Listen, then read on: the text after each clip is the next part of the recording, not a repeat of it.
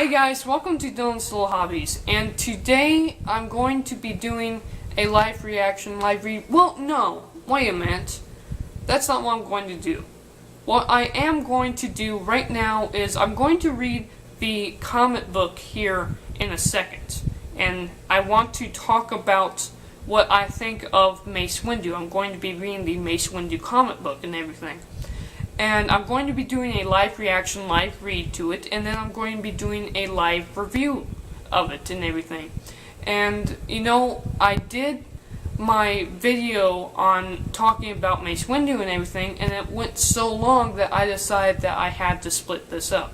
So this is going to be a 3-part series. I'm going to be reading Mace Windu the comic book. Right now I'm going to be talking about what I think of the Mace Windu character. Then I'm going to be doing my live reaction, live read to it, and then I'm going to be doing my live review of it. So without further ado, let's begin. So what do I think about Mace Windu? Well, here's the thing about Mace Windu. You know, Samuel L. Jackson is the guy who plays him in Star Wars and everything, the actual movies, the prequels and everything. And nothing against Samuel L. Jackson at all. I am actually a huge fan of that guy. I really like him. He's one of my favorite actors.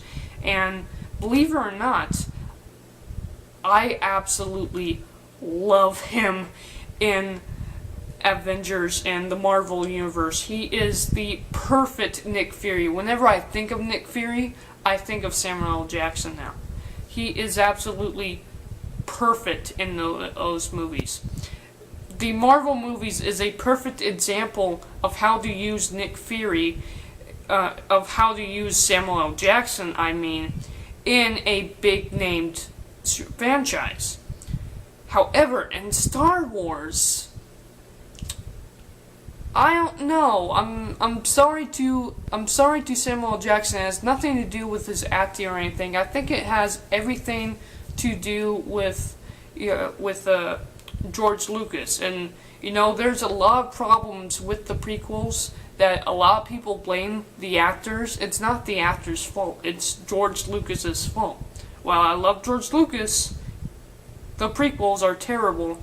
And when it comes to the character Mace Windu, you know, you read his profile. If I knew nothing of the character, if I knew nothing of Samuel L. Jackson's play in the Star Wars movies, if I knew nothing of the character, never seen or heard him before, and I just read his profile, then I would say that he is the most amazing character in Star Wars. This is his profile. I'm going to say the entire profile right now. So imagine this. Forget what you know about Mace Windu for a second, okay? So there is this character who is second to only Yoda when it comes to ability in the Force. He is also on the council and is always around for council decisions and everything. Not only that, but he's physically stronger than any other Jedi alive. He's also wiser than even Obi-Wan. He's wiser than most of the Jedi alive. Not only that, but he makes his own fighting technique where he is actually able to use part of the dark side of the Force, but he doesn't allow it to control himself. He's able to control himself so much that he's able to use those aggressive actions when he's fighting, when he's attacking, but he doesn't let it control him, and he knows the light side of the Force. And it's because he uses the dark side, the darker side of the Force at least, that his lightsaber turns purple. He has a really cool purple blade. By his profile, he has like the best and the coolest profile of any Star Wars character that you could ever read about. Okay? But then you see him in the movie. Okay, let's talk about when we first see him in the first movie, you know, the Phantom Menace and everything. I don't know why, but when I see him in the Phantom Menace, I don't know if it's the way he carries himself or his actions toward Anakin, his face, his look, or something. I don't know why, but I don't like this guy. I won't say I hate the guy, but I don't like this guy. This guy doesn't seem interesting to me at all. And I haven't seen what he's capable of. He doesn't look like a good guy, to be honest with you.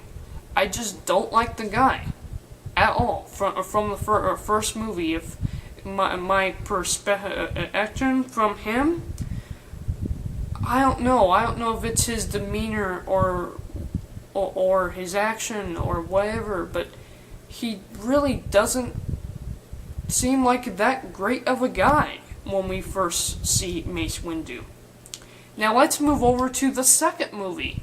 Now in the second movie he has a really cool part. So he walks, at the end of the movie, he walks into, you know, the gallery where everybody is excited to kill Anakin and Obi-Wan and of course Padme. And he grabs his lightsaber, he turns it on, and it almost slices through one of the bounty hunter's neck. And that was a pretty cool moment to me. That was a fantastic, one of the best introductions ever. And what was really cool was right after that, like 10 or 15 other Jedi turned their lightsabers on, and we got a whole group of Jedi right there ready to fight. Now this was really cool. And then, of course, Count Dooku turns around and tells him, my old friend, and stuff like that, and that you're going to die and all that. And then, of course, the bounty hunter Jango Fett grabs his lightsaber and starts shooting at him. Now, of course, he deflects and he jumps back and he lands down in the arena. And then all these droids come out and everything.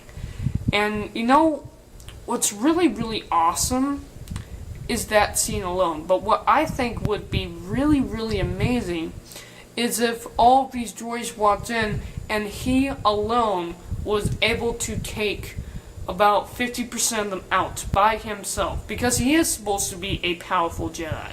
He does have that ability to take out tons and tons of droids at once, with force pushes, force pulls, jumping in 100 feet in the air and everything. It is really cool from you know, I gotta say this, none of the movies do Mace Windu justice. When it comes to anything in the franchise, the only thing that I've seen from Mace Windu that I really did enjoy was Star Wars The Clone Wars, not the TV show that we all know and love, Star Wars The Clone Wars 2003 cartoon version. Because in that version, that's what he does. He jumps up 100 feet in the air, lands in front of tons of battle droids, starts punching them with his bare fist, doesn't even pull out his lightsaber yet, and uses the Force to destroy thousands of droids before he even turns on his lightsaber. It is such an awesome scene, and I wish that was sort of in the second movie. That's what I wanted to see. I wanted to see what Mace Windu really could do.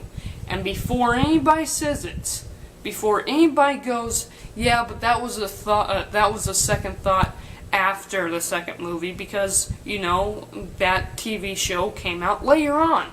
Before anybody says, yeah, well, you know what, that was a cartoon, and they really couldn't do that with the special effects that they had at the time. Before anybody says that, I want to remind you guys that they had animation all over the prequels. That they could do those things that they did in that second movie that they did in that cartoon They could do those things in the second movie to a T. Very, very easily if they just put their mind to it. And I don't care that it was a second thought for that later on. You know, when it comes to in-world, in-universe sort of talk, let me tell you, if Mace Windu is able to do that in, you know, in the Clone Wars and everything, then why doesn't he do it now? You know? He's just, my expectations for him were very let down during the prequels. He is not a very interesting character at all. Now let's talk about the third movie. In the third movie, what does he do? He cries about out the situation, about out the universe. Then he goes to defeat Sidious. He has a really awesome duel with Sidious. He is about to defeat Sidious. And then Anakin walks in, and Anakin, you know, a lot of people don't know this because it was never really mentioned in the movie. But you see, the reason why Anakin kind of went to the dark side is because he's been following the code of the Jedi as much as he can. He doesn't trust it all the way, and yet here is a Jedi who completely believes in the code, that has been telling him to follow the code, and this guy is not following the code. He is right there that he must end this, you know, and he's about to with his lightsaber. He's about to end Sidious, but Anakin is trying to follow the code, saying, no, we need to put him on trial and everything. You know, while Mace Windu was actually correct at the moment, you know, he was too powerful and everything, and they should have ended him there, it was still not following the code, and it pushed Anakin to the dark side even further. That's what I definitely believe. That wasn't portrayed very well in the movie at all. Not only that, but his death is terrible. I mean, so Anakin Skywalker grabs his lightsaber, chops off his hand, and then Mace Windu gets shot by a bunch of lightning and flies out the window, and that's the last we ever heard of him. Terrible. Terrible. You know what I wish actually happened? Was Anakin grabbed his lightsaber, and before Mace Windu could have killed him, he blocked Mace Windu's attack, and he starts fighting with Mace Windu. They get into a tussle, and for Anakin's first act as a dark side forcer, he could have killed Mace Windu by impaling him with his lightsaber. And before anybody says, Dylan, that sounds a little too aggressive for that type of movie, this is supposed to be a PG movie, before anybody says that, I want to remind you guys that in the first movie, Phantom of the Menace, that's how they kill Obi-Wan's master. That's how they kill Qui-Gon Jinn. They show it all. They show the lightsaber through the chest. So don't tell me that it's too violent for episode 3. If they showed it in episode 1, they can show it here. I would have loved to see Anakin's blue lightsaber through Mace Windu's chest. That would have been an ending worthy of Mace Windu, to me. But the movies don't portray him very well. And I believe that even the Star Wars The Clone Wars TV series, which I am a big fan of, and I really do enjoy, I really do like it, I really do love it. I believe even in that, they don't portray Mace Windu very well at all. He's just not an interesting character. But he should be. So I just hope that in this comic book, and this supposed to take place before the first movie. This is supposed to take place before the Clone Wars even happens. He's supposed to get a really serious mission in this that he goes on. I just hope they portray Mace Windu in the correct way, in the way that I want to see him. nonetheless, let's start. Okay guys, thank you guys for watching. Next time I will be doing my live review of it. Live read of it, and then I will be doing a review. Thank you guys for watching, and I'm out. Bye.